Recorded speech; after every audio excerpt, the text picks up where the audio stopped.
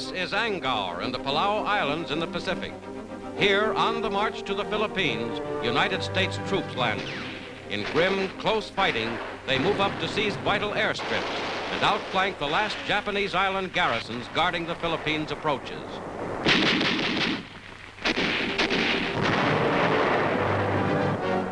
The Palau Islands, strategically located, are the scene of one more long leap forward by the Allies in the Pacific. To this objective come the raw materials of battle, men and supplies in overwhelming quantity to drive out the enemy. Pontoons are cut loose and launched into the surf to provide unloading piers.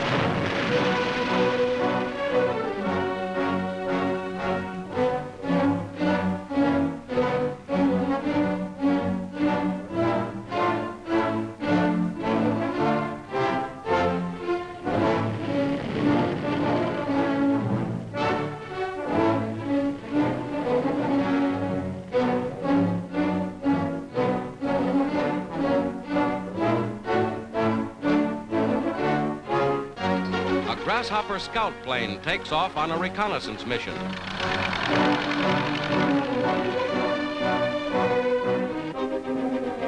Tanks and men move into Bloody Gulch, a narrow ravine where the enemy is heavily entrenched.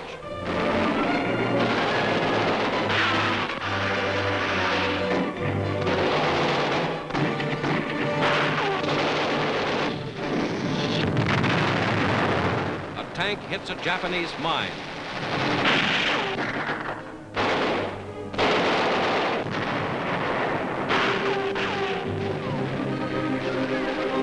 Under fire, medical troops go in to save wounded comrades.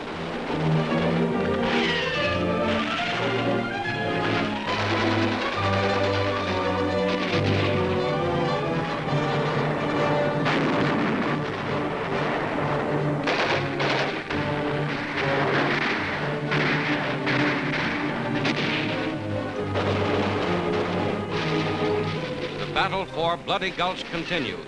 Infantrymen move out around the enemy to attack from the rear.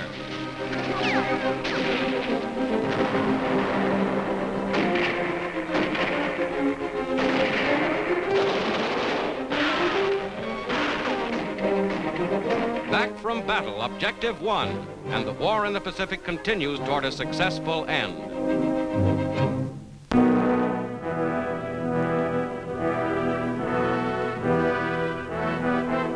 At the Turkish embassy in Washington, funeral services for Mehmet Münir Ertegün, Turkey's ambassador to the United States. Paying last respects is Chinese ambassador Dr. Wei Tao-ming, among scores of international dignitaries. Vladimir Urban, Czechoslovakian ambassador, Russian ambassador Gromyko, and United States Chief Justice Stone. With full military honors, Ambassador Ertegün's body is borne from the embassy through the streets of Washington. As Dean of the Diplomatic Corps, Mr. Ertegün had set a pattern for the whole company of foreign representatives, meeting the demands of a period of world conflict with courage, skill, and efficiency.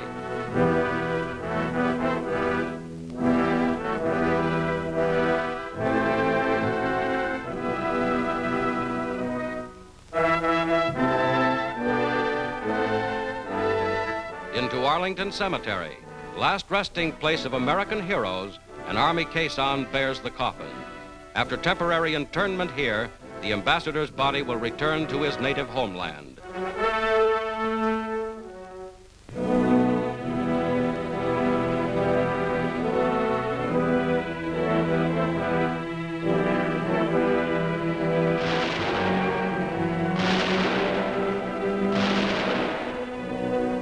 Mehmet Münir Ertegün had represented Turkey in Britain, Switzerland, France, and the United States.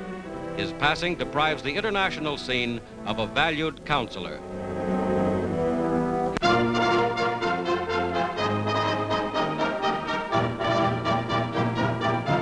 In Madison Square Garden, New York, before 20,000 spectators, Undersecretary of State Edward Stettinius is greeted by former ambassador to Russia, Joseph Davies, at a rally of the National Council of American-Soviet Friendship.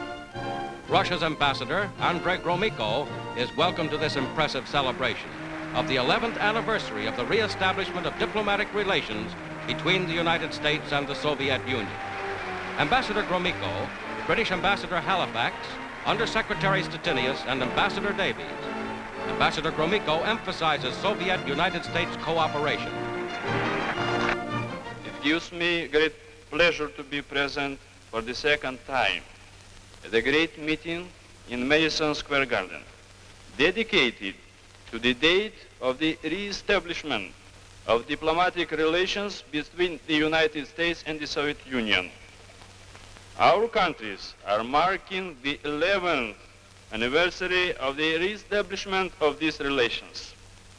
It is sufficient to give a quick glance at the period since 1933 to convince oneself that the resumption of normal relations between the two countries is really a factor of great potential and historic importance.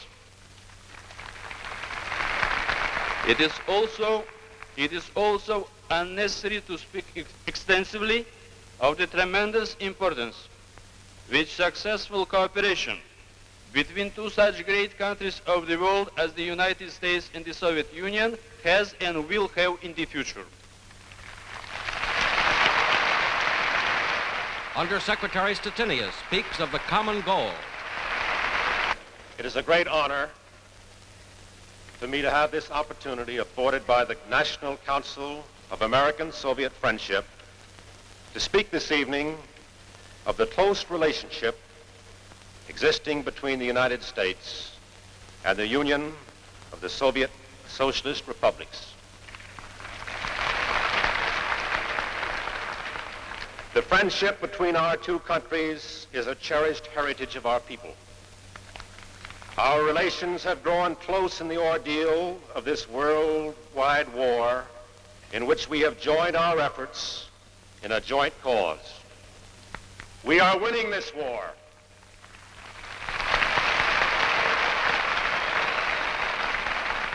And our victory will be complete.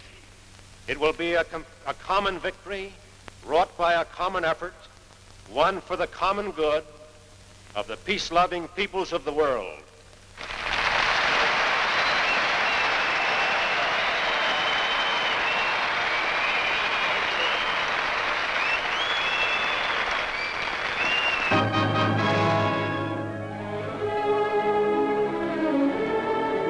Aachen, first German city to be captured by the Allies. Now, after long, bloody street-by-street fighting, this German textile and coal center, with a pre-war population of 165,000, is in Allied hands, and the stars and stripes go up.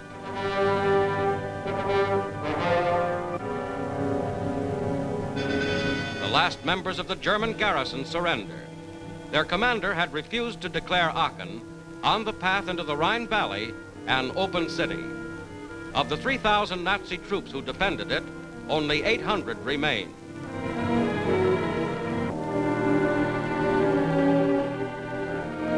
Nazi troops surrender on the soil of their homeland.